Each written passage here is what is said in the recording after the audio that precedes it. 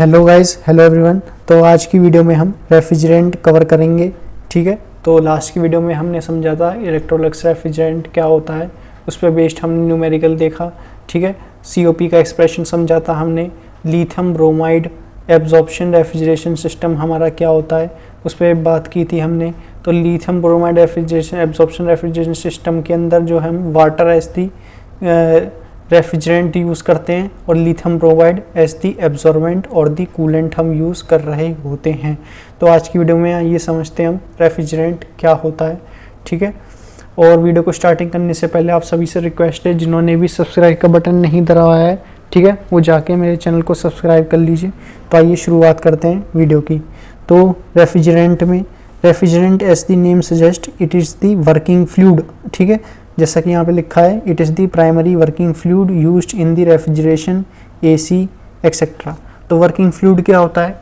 Working fluid हमारा होता है रेफ्रिजरेंट, यानी कि कोई भी ऐसा फ्लूइड आपने देखा होगा। हम रेफ्रिजरेंट को रेफ्रिजरेंट को आप इसके पीछे भी फिलहाल आप इतना समझिए, आपके घरों में जो रेफ्रिजरेटर है यानी कि डोमेस्टिक रेफ्रिजरेटर है, उसमें हम जो है फ्लूइड भरा हुआ होता है। ठीक है, यानी कि उसके अंदर गैस प्रेजेंट हो रही होती है। हम कहते हैं कि वही फ्रिज की अभी गैस ख़त्म हो गई, तो वहाँ पे हम जो है दोबारा से फ्रिज के अंदर गैस भराने के लिए गैस भरवाई जाती है। ठीक है, सिमिलरली उसके अंदर वर्किंग फ्लूइड रहता है जो कि एक्ट कर रहा होता है एज दी गैस की प्राइमरी वर्किंग फ्लूइड रहता है रेफ्रिजरेशन के अंदर और एसी के अंदर। ठीक है, तो ये हमारा वर्किंग फ्लूइड है जो कि एक काम करता है कूलेंट का, रेफ्रिजरेशन को कूल डाउन करने का। जो रेफ्रिजरेशन के अंदर हमारे सब्जी, मिल्क वगैरह कुछ भी प्रोडक्ट यदि रखा है वो हमारा ख़राब नहीं हो, ठीक है, वो सड़ नहीं जाए, फूड को प्रिजर्व करने के लिए जो हम गैस का यूज कर रहे होते हैं उसी को हम कह रहे होते हैं वर्किंग फ्लूइड। और ये जो वर्किंग फ्लूइड है ये हमारा एक्ट करता है एज दी कूलेंट। ये सिमिलरली वर्किंग प्रिंसिपल इसका जो है एसी के अंदर भी होता है, एयर कंडीशन के अंदर भी, और रेफ्रिजरेशन के अंदर तो होता ही है। ठीक है, refrigerant absorb heat from low temperature and reject at high temperature. तो रेफ्रिजरेंट जो है वो हीट को एब्जॉर्ब करता है low temperature of the body से और रिजेक्ट कर रहा होता है high temperature of the body. ठीक है, so this is regarding for the 2 marks and the definition of the refrigerant. तो डेफिनेशन ऑफ द रेफ्रिजरेंट लिखने के लिए आएगा 2 मार्क्स के अंदर। तो आप ये 2 पॉइंट मेंशन आउट कर सकते हैं कि क्या कि रेफ्रिजरेंट जो है हमारे प्राइमरी वर्किंग फ्लूइड होते हैं रेफ्रिजरेशन के अंदर और एसी के अंदर, और सिमिलरली ये हीट को एब्जॉर्ब करने का काम करते हैं लो टेम्परेचर से और रिजेक्ट कर रहे होते हैं हाई टेम्परेचर पे। ठीक है, अब बात कर लेते हैं इनकी desirable property of an ideal refrigerant. तो आइडियल रेफ्रिजरेंट की डिज़ायरेबल प्रॉपर्टी क्या है? तो आइडियल रेफ्रिजरेंट आप जानते हैं, आपने पढ़ी होगी थर्मोडायनेमिक्स में भी, अप्लाइड थर्मोडायनेमिक्स में भी। ठीक है, और आपने HMT में भी पढ़ी है, काफ़ी सारी साइकिल पढ़ी, जैसे कि कार्नोट साइकिल हो गया, रिवर्स कार्नोट साइकिल हो गया, ब्रेटन साइकिल हो गया, बेल कोलमैन साइकिल हो गया। तो जितनी भी साइकिल हैं वो हमारी बेसिकली कैसे हैं, उनके हम एफिशिएंसी को अचीव कर रहे होते हैं एज दी मैक्सिमम।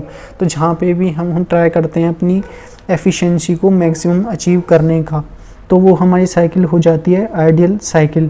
लेकिन एक्चुअल साइकिल में जो एफिशिएंसी आ रही होती है वो हमारी बेसिकली आप जानते हैं 30 to 40% ही आ रही होती है। और जो हमारी आइडियल साइकिल है, जिसको हम थियोरेटिकल साइकिल भी बोल सकते हैं, उसकी एफिशिएंसी आती है हमारी 80% के आसपास। ठीक है, तो आइडियल साइकिल और एक्चुअल साइकिल में इतना डिफरेंस आ जाता है। ये आप जो मशीन डिज़ाइन के अंदर भी आप न्यूमेरिकल सॉल्व करेंगे, ठीक है, डिज़ाइन ऑफ सिलेंडर के, डिज़ाइन ऑफ पिस्टन के, उनमें भी देखेंगे आप जो हमारी थ्योरेटिकल एफिशिएंसी है वो हमारी बेसिकली 80% है, और बाकी की जो एफिशिएंसी आके एक्चुअल की एफिशिएंसी आती है वो हमारी 40% के लगभग आ रही होती है। तो सिमिलरली रेफ्रिजरेंट में भी आइडियल रेफ्रिजरेंट, तो मैं बात कर रहा था आइडियल रेफ्रिजरेंट की, यानी कि वो रेफ्रिजरेंट जिनकी एफिशिएंसी जो है हमारी बेसिकली आइडियली आ रही हो, यानी कि आइडियल का मतलब है हमारी जो हमने कंसिडर्ड की है थ्योरेटिकल वो हमारी आ रही हो, यानी 80% के आसपास आ रही हो। यानी कि COP of the refrigerant is to try to make our COP of the refrigerant is maximum. ठीक है, तो इस मैक्सिमम करने के लिए कुछ प्रॉपर्टीज़ प्रेजेंट होंगी, जैसे कि लो बीपी से मतलब है हमारा बॉइलिंग पॉइंट, यानी कि बॉइलिंग पॉइंट जो हमें रेफ्रिजरेंट का रखना है वो हमारा लो होना चाहिए। लो फ्रीजिंग पॉइंट, फ्रीजिंग पॉइंट भी हम आगे बात करेंगे, -35 डिग्री सेल्सियस तक जो है हम फ्रीजिंग पॉइंट की वैल्यू को रख रहे होते हैं। इससे कम जो है -35 डिग्री सेल्सियस से फ्रीजिंग पॉइंट की वैल्यू को नहीं रखते हैं, क्योंकि इसके बाद जो है हमारा रेफ्रिजरेंट वो हमारा सॉलिड स्टेट में आ जाता है। तो रेफ्रिजरेंट सॉलिड स्टेट में आ जाएगा, यानी कि वर्किंग फ्लूइड सॉलिड स्टेट में आ जाएगा, यानी रेफ्रिजरेटर के अंदर जो रेफ्रिजरेंट है यानी कि गैस है वो हमारी सॉलिड स्टेट में आ जाएगी। तो वो हमारी फ्लो करने में दिक्कत आ रही होगी, जिसके कारण जो हमारा रेफ्रिजरेशन है वो हमारा ढंग से वर्क नहीं कर रहा होगा। कुछ केमिकल प्रॉपर्टीज़ हैं, ये आगे चल के आप पढ़ोगे। जैसे कि केमिकल प्रॉपर्टी में आती है non toxic, non flammable, high latent, heat of vaporisation, high thermal conductivity और ओजोन फ्रेंडली। तो रेफ्रिजरेशन के अंदर हम रेफ्रिजरेंट यूज़ करते हैं। रेफ्रिजरेंट होती है हमारी वर्किंग फ्लूइड यानी कि गैस होती है, और फ्रिज के अंदर जो हम गैस डलवाते हैं उसके अंदर हमारी CFC प्रेजेंट हो रही होती है। वैसे जो हमारे आजकल के ज़माने के फ्रीज चल रहे हैं यानी कि मॉडर्न टाइम्स के जो फ्रीज हैं उनके अंदर हम जो गैस डलवा रहे होते हैं वो हमारी ओजोन फ्रेंडली होती हैं। उसके आप पढ़ोगे जैसे कि हमारे इनऑर्गेनिक रेफ्रिजरेंट का हम यूज़ करते हैं सारे के सारे रेफ्रिजरेशन के अंदर, ठीक है। और जहाँ पे भी हम यूज़ नहीं कर रहे होते इनऑर्गेनिक रेफ्रिजरेंट का, तो वहाँ पे हम ऐसे रेफ्रिजरेंट को चूज़ करते हैं जिसके अंदर जो है CFC की वैल्यू हमारी कम हो रही हो, ठीक है। तो CFC की वैल्यू को हम जिसके कारण जो CFC यानी क्लोरोफ्लोरोकार्बन की वैल्यू को बहुत नेग्लिजिबल अमाउंट में यूज़ हो, ऐसे हम फिर रेफ्रिजरेंट को यूज़ करते हैं, ठीक है। तो ये थी regarding desirable property of ideal refrigerant, low boiling point, low freezing point, non toxic, non flammable, high thermal conductivity और ओजोन फ्रेंडली, ठीक है। अब बात कर लेते हैं हम टाइप्स ऑफ रेफ्रिजरेंट की। तो टाइप्स ऑफ रेफ्रिजरेंट हमारे 2 टाइप्स के रेफ्रिजरेंट होते हैं। Number 1 is the primary refrigerant and number 2 is the secondary refrigerant. तो प्राइमरी रेफ्रिजरेंट हमारे वो रेफ्रिजरेंट होते हैं जो कि हमारे रेफ्रिजरेशन सिस्टम के अंदर डायरेक्टली पार्टिसिपेट कर रहे होते हैं, उनको हम रेफर करते हैं that is the primary refrigerant से। अब डायरेक्टली पार्टिसिपेट करने का मतलब ये है, आपने देखे होंगे जो हमारी बड़ी बड़ी बिल्डिंग्स रहती हैं, ऑफिसेज रहते हैं, मॉल्स रहते हैं, उनके अंदर सेंट्रल एयर कंडीशनिंग सिस्टम का हमारा सिस्टम लगा हुआ होता है, ठीक है। यानी कि या फिर हम बात करें विंटर में सेंट्रल हीटर सिस्टम लगा हुआ होता है। तो सेंट्रल हीटर सिस्टम वर्क कैसे करता है, यानी कि वो हमारे जो प्राइमरी रेफ्रिजरेंट है वो हमारा वर्क कर रहा होता है, यानी कि वो हमारा सेकेंडरी रेफ्रिजरेंट से हमारा डायरेक्टली गैस की सप्लाई को ले रहा होता है, यानी हीट सप्लाई ले रहा होता है। जो हीट सेकेंडरी रेफ्रिजरेंट में प्रेजेंट है उसको लेता है और कूल डाउन करके स्प्रेड कर देता है ऑल ओवर दी बिल्डिंग, ठीक है। ये है हमारा working principle of primary refrigerant. और सेकेंडरी रेफ्रिजरेंट का वर्किंग प्रिंसिपल क्या है? सेकेंडरी रेफ्रिजरेंट जो टाइप है हमारा रेफ्रिजरेंट का, ठीक है, उसका प्रिंसिपल है वो हमारा एटमॉस्फेयर से जितनी भी हीट है उसको एब्जॉर्ब करता है और उसको ले जाता है प्राइमरी रेफ्रिजरेंट के पास। फिर प्राइमरी रेफ्रिजरेंट का काम है कि उसको कूल डाउन करके स्प्रेड करने का, ठीक है।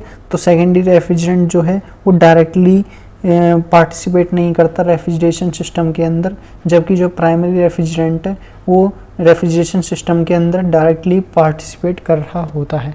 अब इसके कुछ टाइप्स भी मैंने यार आप देख सकते हो, बहुत ईजी हैं, जैसे कि हेलो कार्बन रेफ्रिजरेंट। तो halo carbon as the name suggest halogen plus carbon. इस रेफ्रिजरेंट के अंदर हमारे हेलोजन भी प्रेजेंट हो रहे होंगे और कार्बन भी प्रेजेंट हो रहा होगा। फिर है हमारा एजियोट्रोप रेफ्रिजरेंट, यानी यहाँ पे हम 2 रेफ्रिजरेंट लेंगे और उन दोनों को आपस में मिक्स कर रहे होंगे, यानी mixture of the 2 refrigerant refers to the azeotrope refrigerant. फिर है हमारा इनऑर्गेनिक रेफ्रिजरेंट। इनऑर्गेनिक रेफ्रिजरेंट क्या होता है? इनऑर्गेनिक रेफ्रिजरेंट हमारे नेचुरल रेफ्रिजरेंट को रेफर कर रहे होते हैं हम। नेचुरल रेफ्रिजरेंट से मतलब है यानी कि जिसके अंदर जो वर्किंग फ्लूइड है यानी गैस है रेफ्रिजरेशन के अंदर, जो रेफ्रिजरेंट हमने यूज़ किया है वो हमारा कैसा हो, वो ओजोन फ्रेंडली हो, उसके अंदर CFC नहीं प्रेजेंट हो रही हो और वो हमारा नेचर से ऑब्टेन्ड हो, ठीक है। तो उसको हम इनऑर्गेनिक रेफ्रिजरेंट कह रहे होते हैं।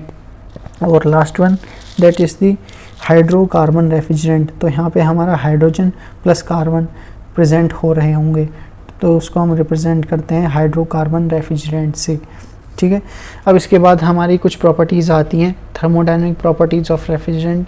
आप देखोगे लास्ट ईयर में हमारी ये पूछी गई हैं क्वेश्चन पेपर के अंदर, थर्मोडायनेमिक प्रॉपर्टीज़ क्या होती हैं, फिजिकल प्रॉपर्टीज़ क्या होती हैं रेफ्रिजरेंट की, केमिकल प्रॉपर्टीज़ भी आप पढ़ लेना एक बार, वो भी हमारा इम्पोर्टेंट है थोड़ा थोड़ा, ठीक है। तो आइए समझते हैं हमारा बॉइलिंग पहली है इसके अंदर बॉइलिंग टेम्परेचर। तो यहाँ पे जो हम ट्राई करते हैं अपना रेफ्रिजरेटर को, उसको हम बॉइलिंग पॉइंट जो है हम यहाँ पे लो रखने की कोशिश कर रहे होते हैं। अब बॉइलिंग पॉइंट हम लो यहाँ पे क्यों रखते हैं, बॉइलिंग पॉइंट हम रेफ्रिजरेंट का लो इसलिए रख रहे होते हैं जिसके कारण जो है हमारा इवोपोरेटर प्रेशर है वो हमारा वैक्यूम प्रेशर में नहीं जाए, ठीक है।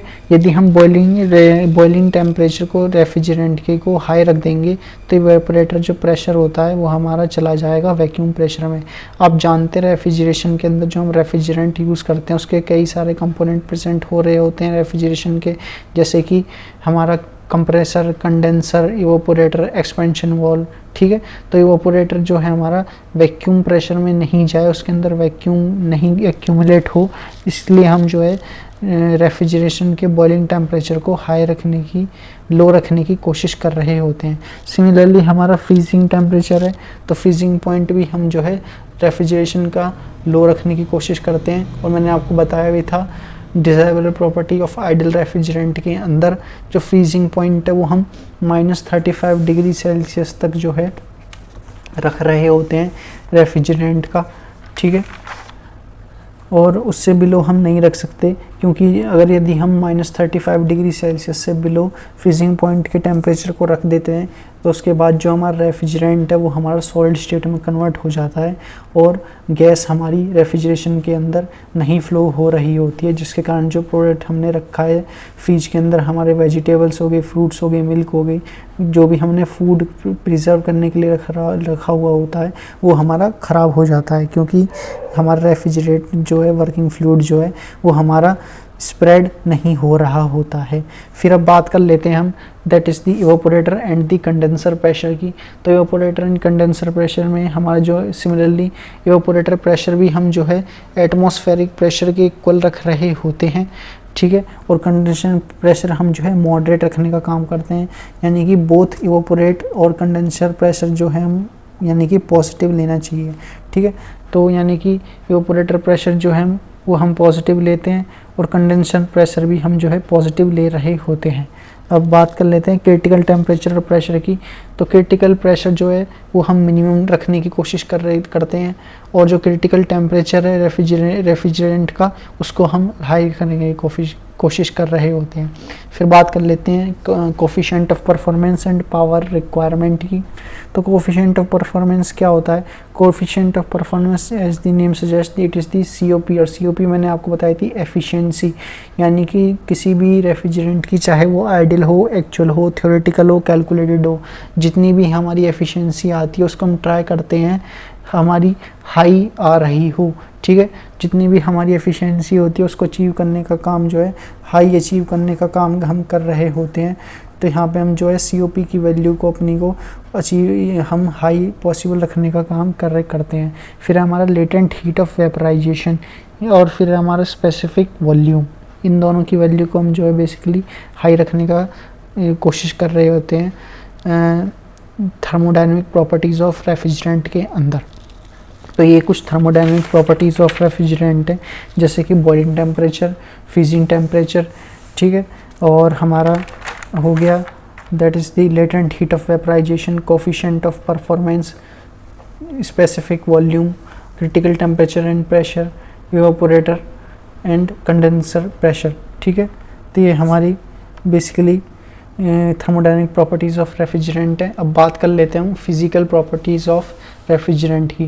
तो फिज़िकल प्रॉपर्टीज़ ऑफ रेफ्रिजरेंट के अंदर आती है सबसे पहले हमारा विस्कोसिटी।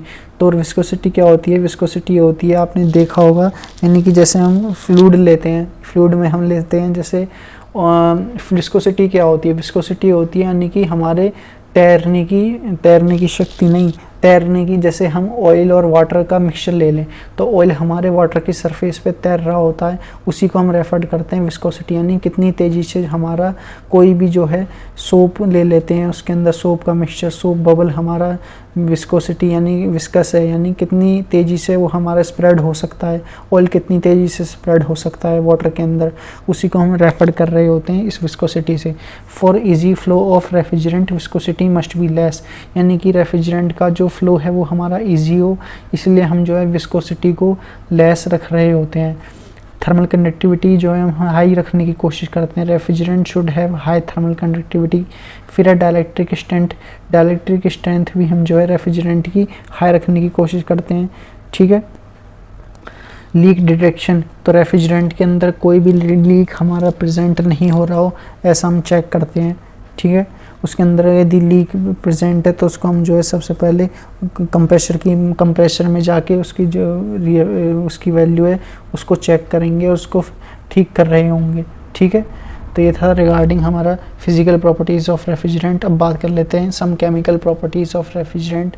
तो इसके अंदर आता है हमारा फ्लेमेबिलिटी, यानी कि वो हमारा लो होना चाहिए, ठीक है। रेफ्रिजरेशन जो यानी हमारा एकदम से आग नहीं पकड़ रहा हो, ठीक है, उसकी फ्लेमेबिलिटी जो हमारी लो होनी चाहिए।